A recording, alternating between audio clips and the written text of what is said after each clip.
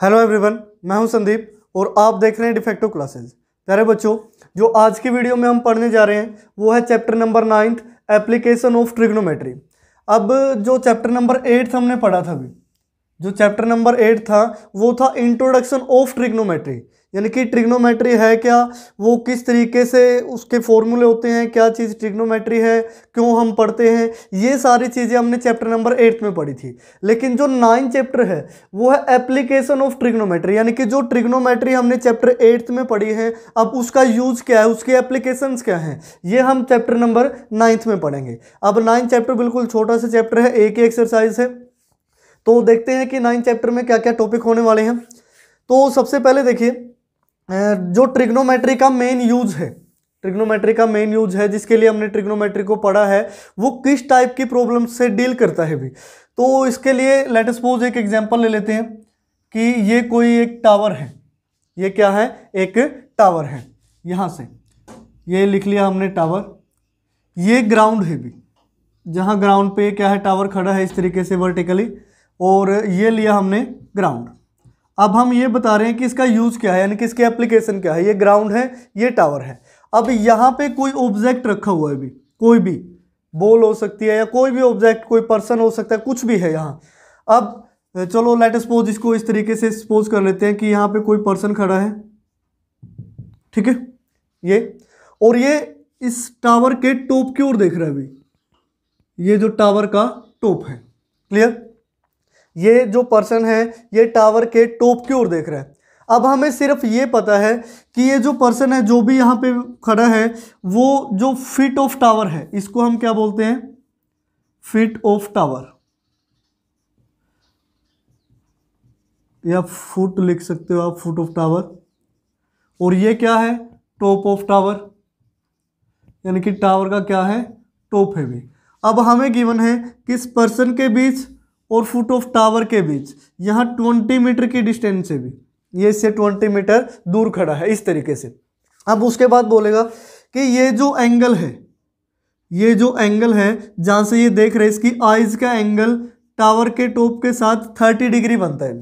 Tower के top के साथ क्या बनता है, 30 डिग्री। तो बताओ कि जो हाइट ऑफ टावर है वो क्या होगी। अब ट्रिग्नोमेट्री पढ़ाते टाइम मैंने आपको यही बताया था कि इस टाइप्स की प्रॉब्लम्स आएंगी जहां हमें सिर्फ एक साइड और एक एंगल गिवन हो किसी भी राइट एंगल ट्रायंगल का, तो हम बाकी की जो दो साइड्स बचते हैं या एंगल बचते हैं उनको हम निकाल सकते हैं भी।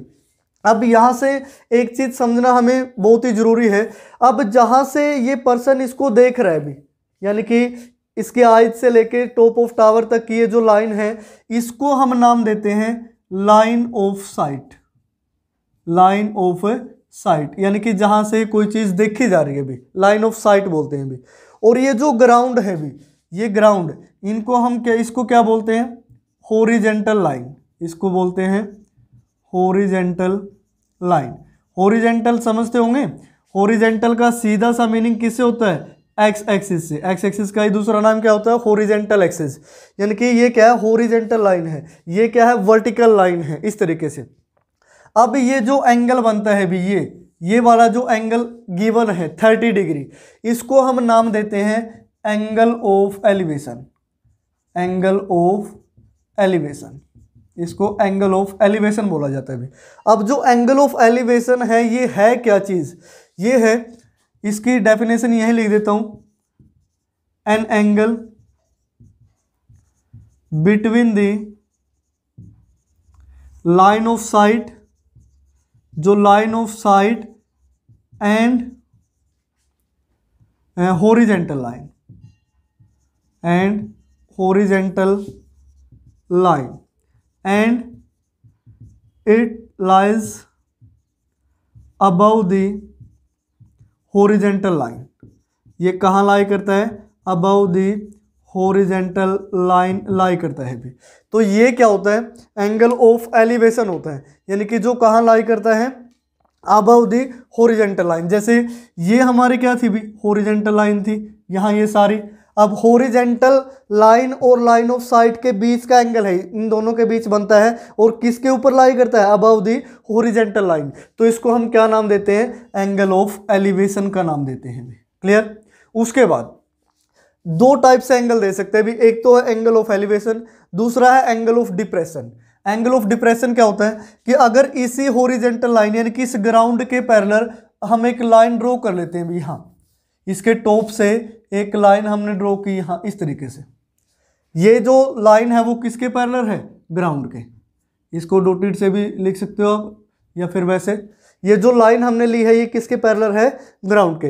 अब वो एंगल ऑफ डिप्रेशन भी दे सकता है। एंगल ऑफ डिप्रेशन क्या होगा कि ये जो एंगल है, लेट सपोज ये भी मान लिया, इसको वैसे 30 लिख लेते हैं, ठीक है, सपोज किया है सिर्फ 30 डिग्री है, वो 45 60 कुछ भी दे सकते हैं।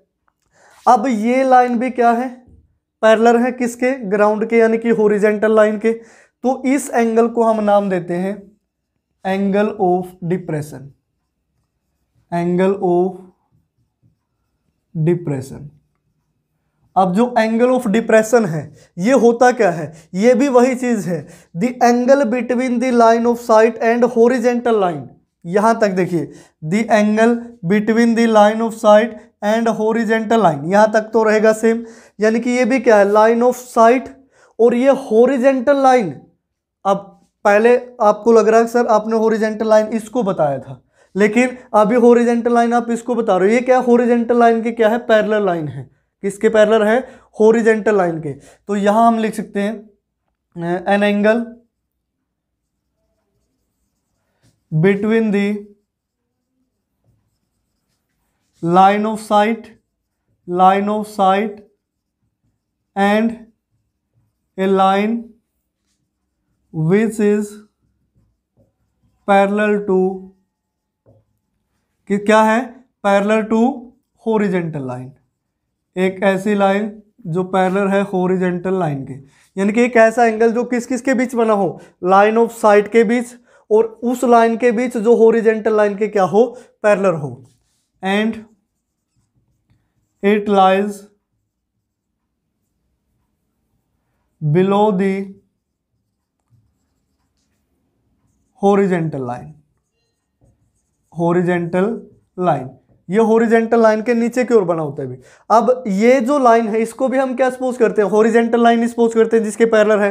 अब ये हॉरिजॉन्टल लाइन है तो दिस मीन्स ये हॉरिजॉन्टल लाइन के क्या है, नीचे की ओर बना है, इसको हम हॉरिजॉन्टल लाइन ही लिख लेते हैं। क्लियर, ये हॉरिजॉन्टल लाइन यानी कि जो एंगल इसके नीचे बनता है, हॉरिजॉन्टल लाइन के नीचे और किसके साथ, लाइन ऑफ साइट के साथ, और जो हॉरिजॉन्टल लाइन के अबव बनता है, दो टाइप के एंगल होते हैं। फर्स्ट को हम नाम देते हैं एंगल ऑफ एलिवेशन, सेकंड को हम नाम देते हैं एंगल ऑफ डिप्रेशन। क्लियर, अब यहां से देखिए, अब दोनों में रिलेशन क्या होता है अभी, angle of depression of angle of elevation, ये क्या चीज़ है और ये किस तरीके से हम इनको इक्वल लेते हैं या इक्वल नहीं होते। अब ध्यान से देखिए डायग्राम, ये एक स्ट्रेट लाइन है, ये भी एक स्ट्रेट लाइन है, दोनों क्या है, पैरेलल। इसका डायग्राम अगर अलग से हम बनाएं तो लेट सपोज ये वो स्ट्रेट लाइन है, ऊपर वाली लाइन जिसको हम नाम दे देते हैं ए बी बी। यहाँ पे ये नीचे जो हॉरिजॉन्टल लाइन थी ये थी let suppose C D B. उसके बाद क्या कर रहा है, यहाँ से और इस तरीके से मिलाया गया है, ये इस तरीके से। क्लियर, अब जो ये एंगल बनते हैं अभी, ये वाला एंगल और ये वाला एंगल, ये क्या था, angle of elevation, angle of elevation, और ये क्या था, angle of depression, angle of depression. अगर डायग्राम देखा जाए दोनों लाइन क्या है, पैरेलल है, और थर्ड लाइन, ये जो थर्ड लाइन है जिसको आप लाइन ऑफ साइट बोलते हो, लाइन ऑफ साइट, ये इन दोनों को क्या करती है, इंटरसेक्ट करती है। दिस मीन्स ये किस टाइप की लाइन होगी, transversal line. Transversal line class 9th में आया था, यानी कि एक ऐसी लाइन जो दो पैरेलल लाइन को कट करे उसको हम क्या बोलते हैं, ट्रांसवर्जल लाइन। तो ये जो दोनों एंगल हैं, ये जो दोनों एंगल हैं ये क्या होंगे भी, इक्वल होंगे। रीजन, क्योंकि ये किस टाइप के एंगल हैं, alternate interior angle, alternate interior angles, इन्हीं को तो हम क्या बोलते हैं, अल्टरनेट इंटीरियर एंगल्स, और दोनों क्या होते हैं, इक्वल। यानी कि एंगल ऑफ डिप्रेशन गिवन हो चाहे एंगल ऑफ एलिवेशन गिवन हो, एलिवेशन से हम डिप्रेशन निकाल सकते हैं, डिप्रेशन से हम क्या निकाल सकते हैं, एलिवेशन निकाल सकते हैं, दोनों क्या होते हैं, इक्वल। रीजन, दोनों किस टाइप के एंगल हैं, अल्टरनेट इंटीरियर एंगल भी। तो ये इसके बेसिक से कंसेप्ट है जो 9th चैप्टर है कि एंगल ऑफ एलिवेशन क्या है, डिप्रेशन क्या है, लाइन ऑफ साइट क्या है, ये इक्वल होते हैं कि नहीं। किस टाइप के एंगल हैं। अब आती हैं इसकी प्रॉब्लम्स, यानी कि जो क्वेश्चन है वो किस टाइप के आएंगे भी। अब क्वेश्चन करने से पहले एक चीज़ का और ध्यान रखना, मैं कुछ आपको चलो यहीं लिख देते हैं, वर्ड लिख के देता हूँ। जैसे टावर है, सेकंड वर्ड बिल्डिंग है, उसके बाद पोल है, पोल के बाद स्टैचू है, स्टैचू के बाद पेडेस्टल है जहाँ पे स्टैचू रखा जाता है, और भी बहुत सारा हो सकते हैं, यानी कि मेन ये है, जैसे ट्री है, ठीक है, और कोई भी, बस मेनली क्या है ये चीज़ें हैं, ज़्यादातर आपको इन्हीं में से मिलेगा। अगर एक दो एक्स्ट्रा रह भी गया तो वो मैं क्वेश्चन में रिपीट कर दूंगा कि ये चीज़ें हैं। ये चीज़ें हमेशा क्या होंगी भी, परपेंडिकुलर टू ग्राउंड होगी भी, ये ध्यान रखना।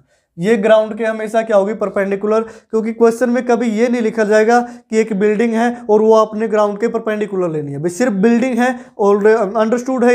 अब कोई भी बिल्डिंग ग्राउंड पे बनती है तो वो ऐसे तो बनेगी नहीं ना, ऐसे बनेगी, वो बिल्डिंग क्या रहती है 90 डिग्री पे, यानी कि परपेंडिकुलर रहती है। ये कुछ ऐसे वर्ड्स है जो हमेशा क्या होंगे, परपेंडिकुलर टू ग्राउंड होंगे भी, ठीक है। केबल, इस जो टावर की जगह केबल टावर भी हो सकता है, ठीक है।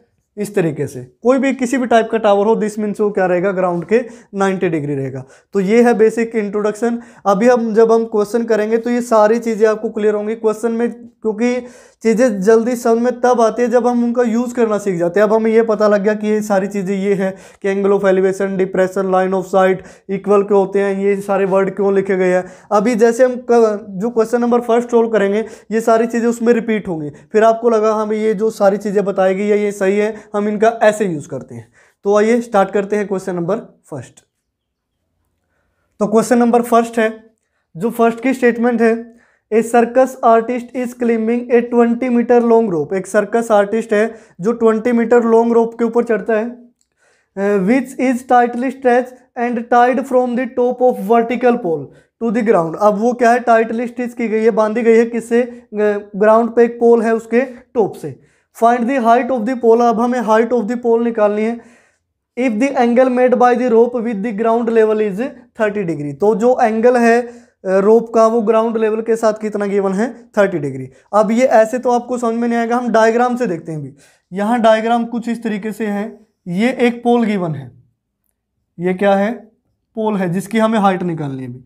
ये है ग्राउंड, ये ग्राउंड है, और ये वो रोप है 20 मीटर लॉन्ग रोप, इसको हम लिखते हैं रोप, जिसकी जो लेंथ है वो कितनी है, 20 मीटर है। अब ये जो रोप है ग्राउंड लेवल के साथ जो एंगल है वो कितना बनाती है अभी, 30 डिग्री बनाती है। क्लियर, ये एंगल 30 डिग्री गिवन है, ये ग्राउंड है, और मैंने अभी बताया था कि पोल हो या फिर बिल्डिंग हो, टावर हो, कुछ भी हो, वो ग्राउंड के साथ हमेशा क्या रहेगा, 90 डिग्री के एंगल पे रहेगा भी।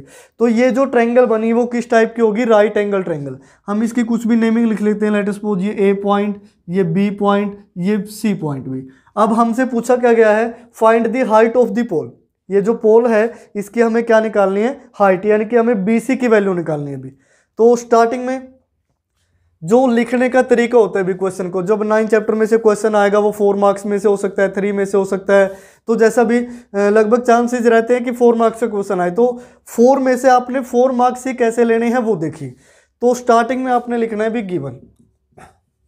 गिवन क्या है अब गिवन में क्या लिखोगे, लेंथ ऑफ रोप। जो लेंथ ऑफ रोप है वो कितनी है, 20 मीटर, ठीक है। उसके बाद लिखोगे एंगल ऑफ एलिवेशन। जो एंगल ऑफ एलिवेशन गिवन है वो है 30 डिग्री। अब जो टू फाइंड, आपने फाइंड आउट क्या करना है भी वो देखिए। हमें क्या फाइंड आउट करना है, height of the pole, height of the pole. ये अच्छी तरीके से लिखने का तरीका होता है भी, ठीक है। क्लियर, यानी कि एक क्वेश्चन को हमने रिप्रेजेंट कैसे करना है ये चीज़ें। अब उसके बाद हम लिखते हैं सॉल्यूशन, कि सॉल्यूशन में हम कैसे हाइट ऑफ पोल है जो फाइंड आउट करेंगे। तो यहाँ लिखेंगे in right angle triangle, right angle triangle, नाम है ABC, ठीक है।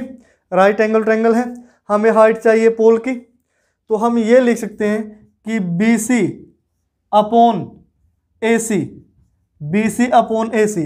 अब विद रिस्पेक्ट टू एंगल 30, ये क्या है, बेस है भी यानी कि AB, और ये क्या है, परपेंडिकुलर जो 30 के अपोजिट है, और ये क्या है, हाइपोटेन्यूज। अब यहां से क्या आया, perpendicular BC upon hypotenuse AC। Perpendicular और अपॉन हाइपोटेन्यूज को हम क्या लिख सकते हैं भी, साइन 30 डिग्री। ये 8 चैप्टर में पढ़ा था, उसी का यूज है कि BC upon AC equal to क्या होगा, साइन 30 के होगा। BC की वैल्यू हमें निकालनी है as it is, upon AC की वैल्यू 20 मीटर इक्वल टू, अब साइन 30 की वैल्यू भी, जो साइन 30 की वैल्यू होगी वो क्या होगी, 1/2। यहां से क्रॉस मल्टीप्लाई करेंगे, 2 इंटू BC इक्वल टू 20 हो गया, 20 मीटर, इस तरीके से। तो BC की वैल्यू क्या आएगी, 20, ये 2 डिवाइड में आएगा बाय 2, तो 2 से कैंसिल किया तो कितना आया, यानी कि 10 मीटर। और BC क्या थी, हाइट ऑफ पोल, तो लास्ट में एक लाइन लिख देनी है, hence the height of pole is 10 metre.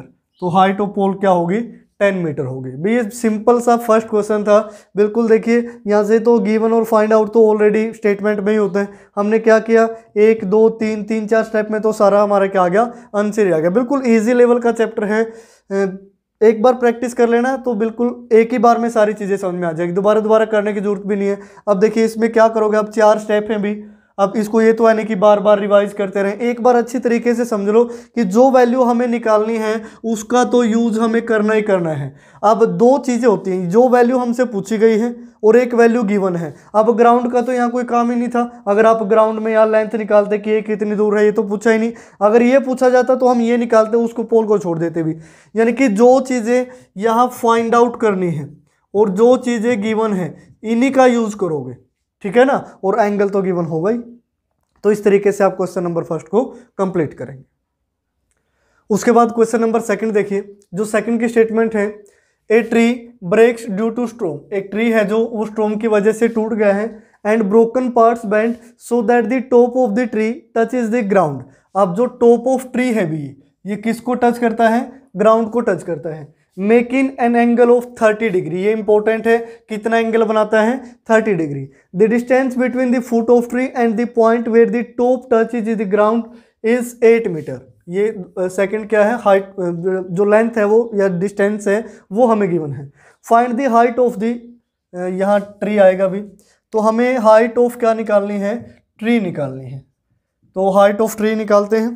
तो सबसे पहले इसका डायग्राम ड्रॉ कर लेते हैं। लेट अस सपोज ये है ट्री भी, क्लियर, ये हमने क्या लिया, ट्री, ये है ग्राउंड,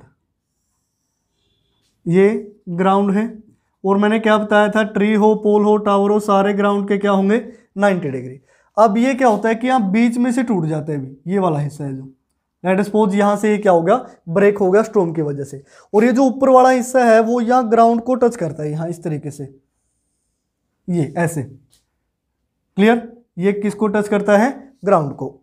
अब ये टोटल हाइट है ट्री की, यहां से लेके और यहां तक, ये क्या है, हाइट ऑफ ट्री, ये हाइट ऑफ ट्री है टोटल। अब ये क्या करता है कि यहां स्ट्रोम की वजह से टूट के इसका जो टॉप है, ये जो टॉप है, टॉप ऑफ ट्री, ये कहां पे आ जाता है भी, यहां इस पॉइंट पे, यहां पे अब क्या आ गया, टॉप ऑफ ट्री आ गया, ये ऐसे टूट के यहां नीचे गिर गया। और ये क्या है, foot of tree, foot of tree. अब जो हमें गिवन है कि जो डिस्टेंस है between the foot of tree and the point where the top touches the ground is 8 metre, ये हमें 8 मीटर गिवन है, क्लियर।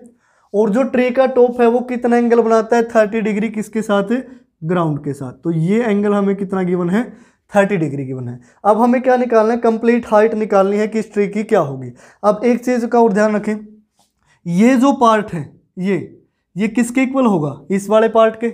अब इनकी नेमिंग रख लेते हैं, लेट अस सपोज ये ए पॉइंट, ये बी पॉइंट, ये सी पॉइंट, और ये जो लास्ट है टॉप, ये डी पॉइंट, क्लियर। अब यहां से सॉल्यूशन में लिखते हैं कि सॉल्यूशन किस टाइप से हमें हाइट ऑफ ट्री निकालनी है। तो यहां स्टार्टिंग में हम लिखेंगे here the height of tree is, जो हाइट ऑफ ट्री है वो क्या है, एडी, कंप्लीट क्या है, एडी। और जो एडी है वो किसके इक्वल है, AC प्लस CD के, AC प्लस CD के इक्वल है भी। तो हमें AC और CD दोनों की वैल्यू निकालनी है। दिस मीन्स हमें क्या मिल जाएगी, हाइट ऑफ ट्री मिल जाएगी। एंड उसके बाद हम क्या लिखते हैं, जो ये CD है, जो CD है वो किसके इक्वल है, CB या फिर BC लिख सकते हो आप इसको। उसका रीजन मैंने क्या बताया कि जितना ये टूटा है उतना ही यहाँ ग्राउंड को टच कर रहा है भी। क्लियर, तो ये हमने लिख लिया। उसके बाद हम लिखते हैं इन राइट एंगल ट्रायंगल, इन right angle triangle, right angle triangle है ABC, तो राइट एंगल ट्रायंगल ABC में लिखते हैं। अब हमें वैल्यू किसकी निकालनी है भी, ये वाला पार्ट और ये वाला पार्ट दोनों की वैल्यू निकालनी है। ये कितना है, 8 मीटर है, ये वैल्यू भी चाहिए, ये वैल्यू भी चाहिए, तभी तो हाइट ऑफ ट्री निकलेगी। तो स्टार्टिंग में हम AC निकाल लेते हैं। तो शुरू में हम क्या लिखते हैं, AC अपॉन जो ये ग्राउंड है वो क्या है, AB, AC अपॉन AB। अब विद रिस्पेक्ट टू एंगल 30, ये जो AC है ये क्या है, परपेंडिकुलर, और ये क्या है, बेस, यानी कि परपेंडिकुलर अपॉन बेस। क्लियर, ये परपेंडिकुलर अपॉन बेस, एंगल कितना है 30, परपेंडिकुलर अपॉन बेस कितना होता है, टेंजेंट की, तो टेंजेंट 30 हो गया। AC की वैल्यू हमने निकालनी है, तो AC as it is upon AB।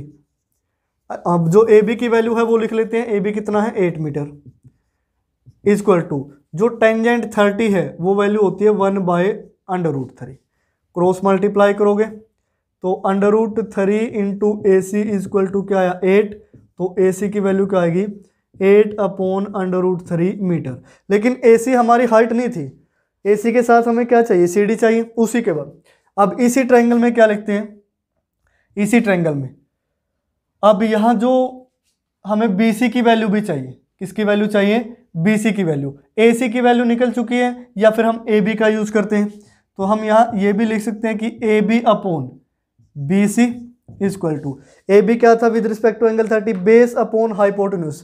अब बेस अपॉन हाइपोटेन्यूज किसके इक्वल होता है, कोस के, और एंगल कितना है 30, तो कोस 30 डिग्री। AB की वैल्यू 8 मीटर, BC की वैल्यू हमें नहीं पता, इक्वल टू, अब कोस 30 की वैल्यू होती है भी √3/2, √3/2 क्रॉस मल्टीप्लाई करोगे तो √3 into BC, √3 into BC equal to 8 into 2 16, तो BC की वैल्यू क्या आई 16 अपॉन √3 मीटर। ये BC की वैल्यू आई है, ये AC की वैल्यू आई है। अब जो हाइट ऑफ ट्री थी, height of tree, height of tree वो किसके इक्वल था, AC प्लस CD, यानी कि AD थी हाइट ऑफ ट्री, जिसकी वैल्यू क्या है AC प्लस CD। अब AC की वैल्यू तो ये आई है 8/√3 प्लस CD की वैल्यू चाहिए, CD किसके इक्वल है BC के इक्वल है, तो यहाँ BC रख देंगे 16/√3, तो यहाँ से √3 आया एलसीएम, 16 प्लस 8 ये कितना होगा 24। अब हम कोशिश करते हैं कि जो डेनोमिनेटर है उसमें अंडर रूट ना हो, तो इसको हम रैशनलाइज कर देते हैं भी, √3 से मल्टीप्लाई और √3 से ही डिवाइड, तो ये कितना होगा 24/√3 अपॉन √3 इंटू √3 करोगे तो 3 हुआ, 3 8 जा 24, तो वैल्यू क्या आई 8/√3 मीटर। यही क्या होगी height of the height of tree होगी भी। Clear, height of tree AC plus CD लिखा था स्टार्टिंग में, जिसकी वैल्यू क्या आई 8/√3, तो ये हमारा क्या होगा फाइनल आंसर। तो इस तरीके से आप क्वेश्चन नंबर 2 को कंप्लीट करेंगे। उसके बाद क्वेश्चन नंबर 3 देखिए, जो क्वेश्चन नंबर 3 है, एक contractor plan to install 2 slides, वो 2 स्लाइड इंस्टॉल करने का प्लान करता है for the children to play in the park. Next है for the children below the age of 5 years, जो चिल्ड्रन 5 ईयर्स से छोटे हैं एज में, she prefer to have a slide whose top is at the height of 1.5 metre, जिसका जो top है वो 1.5 मीटर की हाइट पे हो, and is inclined at the angle of 30 degree to the ground, और जो उसका एंगल है वो कितना हो, 30 डिग्री हो। Whereas for the elder children want to have a steep slide at the height of 3 metre and inclined the angle of 60 degree. अब दो केस है भी यहाँ, एक तो below the age of 5 years and एक above the age 5 years, दो type के चिल्ड्रन हैं, उनके लिए स्लाइड लगानी है जिनकी हाइट और एंगल गिवन है। हमें क्या बताना है, what should the length of slide in each case, कि दोनों केस में जो लेंथ है स्लाइड्स की वो क्या होंगी। तो स्टार्टिंग में पहले तो हम दोनों स्लाइड बना लेते हैं इस तरीके से, ये होगी फर्स्ट स्लाइड, ठीक है। ये है below the age of, below the age of 5 years, ठीक है। अब below the age of 5 years के लिए हाइट कितनी है, 1.5 मीटर। ये जो स्लाइड बनानी है, ये पोल की हाइट गिवन है, ये ग्राउंड है भी, क्लियर, ये ग्राउंड है। उसके बाद है ये जो एंगल हमें गिवन है ग्राउंड के साथ, इस स्लाइड का जो फिसलन पट्टी बोलते हैं जिसको स्लाइड को, कि बच्चे यहाँ फिसल कैसे नीचे आते हैं ना, वो वाली चीज़ें हैं। ये जो एंगल है वो 30 डिग्री है भी, ये एंगल है 30 डिग्री। हम इस ट्रायंगल को नाम देते हैं ABC। अब ये जो पोल होगा जिसके टॉप से ये स्लाइड बनेगी, उसकी हाइट 1.5 मीटर है और ट्रायंगल है ये ABC। उसके बाद एक और ट्रायंगल बनाते हैं जो केस सेकंड है, केस सेकंड है, उसमें इस तरीके से लेते हैं हम। अब ये क्या है, above the age of 5 years, यानी कि जो एल्डर चिल्ड्रन है भी 5 साल से ज़्यादा हैं जिनकी एज, उनके लिए।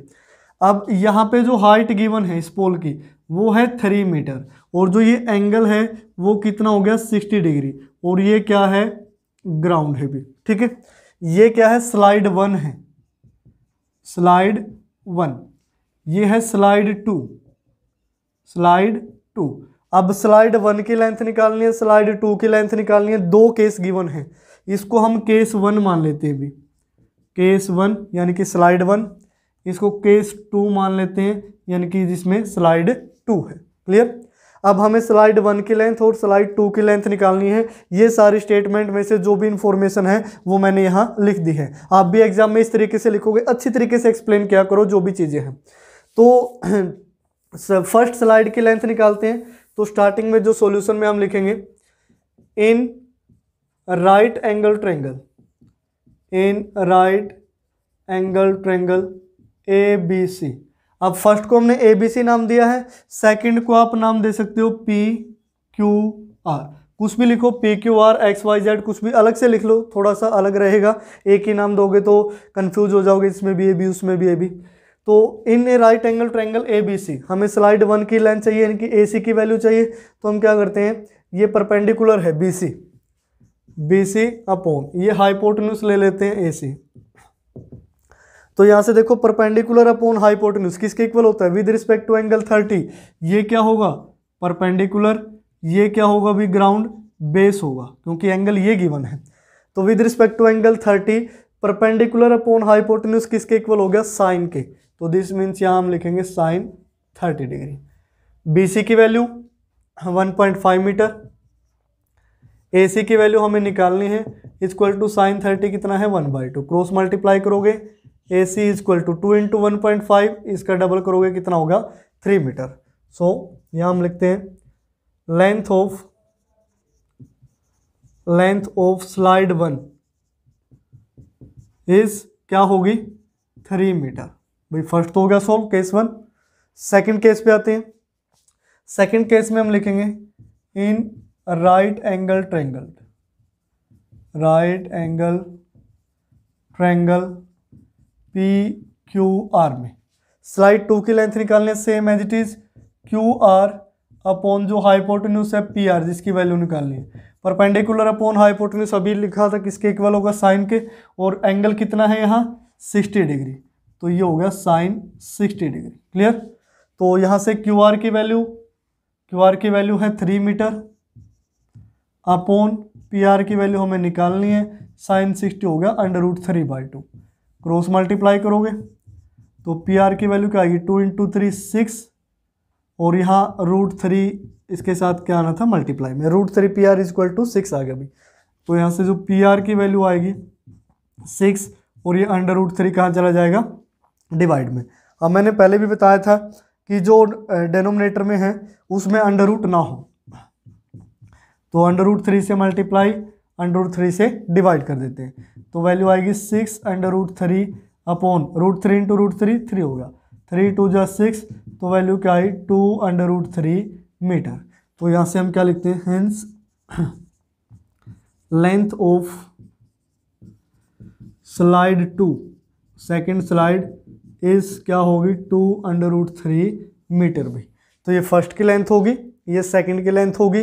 मेन चीज़ है डायग्राम, बस आपको डायग्राम पता हो ये चीज़ें इजीली सोल्व हो जाएंगी। तो ये था आपका क्वेश्चन नंबर 3। उसके बाद क्वेश्चन नंबर 4 देखिए।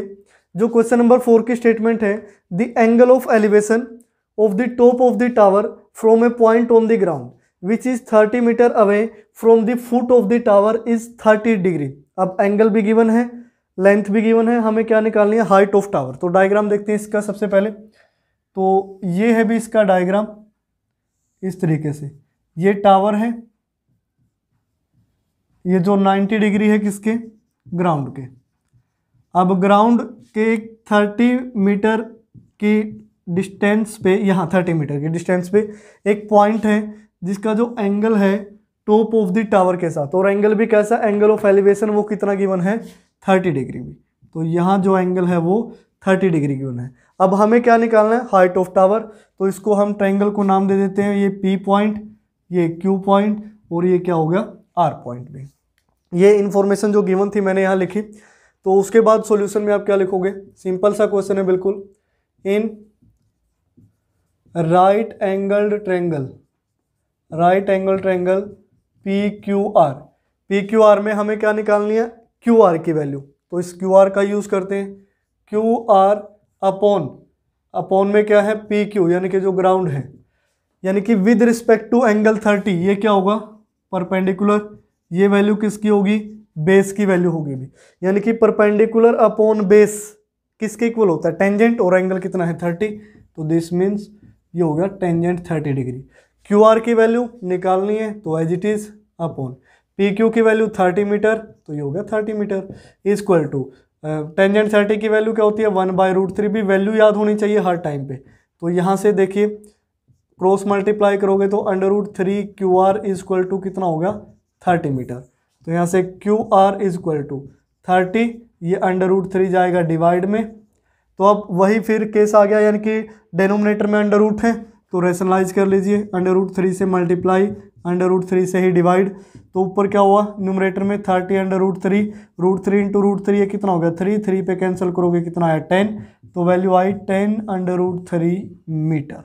तो ये क्या होगी, हाइट ऑफ टावर होगी। लास्ट में एक लाइन और लिख दे, hence the height of tower, the height of tower is 10 √3 metre. तो कितनी होगी 10 √3 मीटर होगी। बिल्कुल सिंपल सा क्वेश्चन है। ये था आपका question number 4।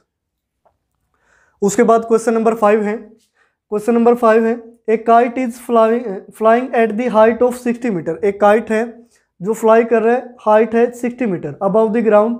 The string attach to the kite is tied to a point on the ground. अब वो स्ट्रिंग है, जो वो धागा होता है जो पतंग से बांधा दिया जाता है, वो ग्राउंड के किसी पॉइंट से टाइट किया गया है अभी। The inclination of the string, जो धागा है उसकी इंक्लिनेशन एंगल है जो ग्राउंड के साथ वो 60 डिग्री है।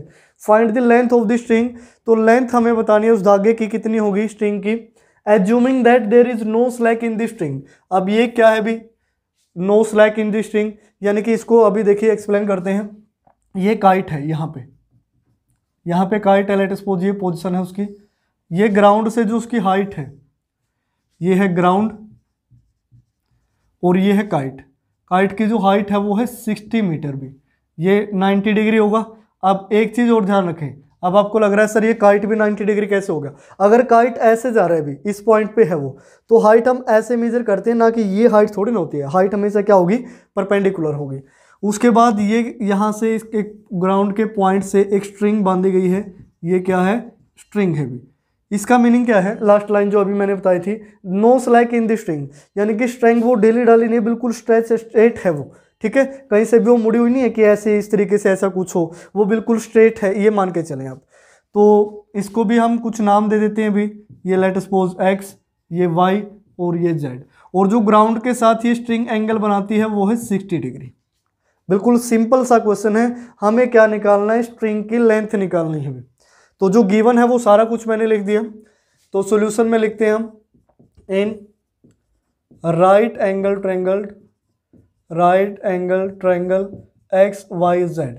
अब right angle triangle X Y Z में हमें एक्स जेड की वैल्यू निकालनी है, जिसमें वाई जेड हमें क्या है गिवन, तो हम लिख लेते हैं Y Z upon X Z, Y Z upon X Z is equal to क्या होगा, अब विद रिस्पेक्ट टू एंगल 60, ये किसकी वैल्यू होती है, बेस की, ये पहले भी बता चुके हैं, ये क्या है परपेंडिकुलर है भी, तो यानी कि परपेंडिकुलर अपॉन हाइपोटेन्यूज किसके इक्वल होगा, साइन के, तो वैल्यू आएगी साइन 60 डिग्री।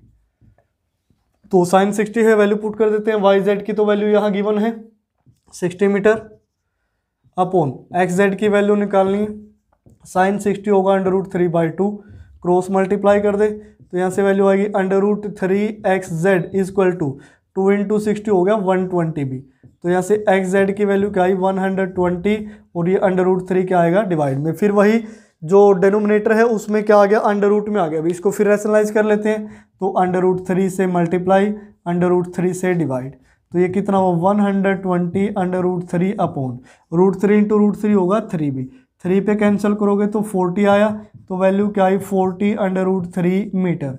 अब ये क्या होगा, लास्ट में एक लाइन लिख देना, hence the length of string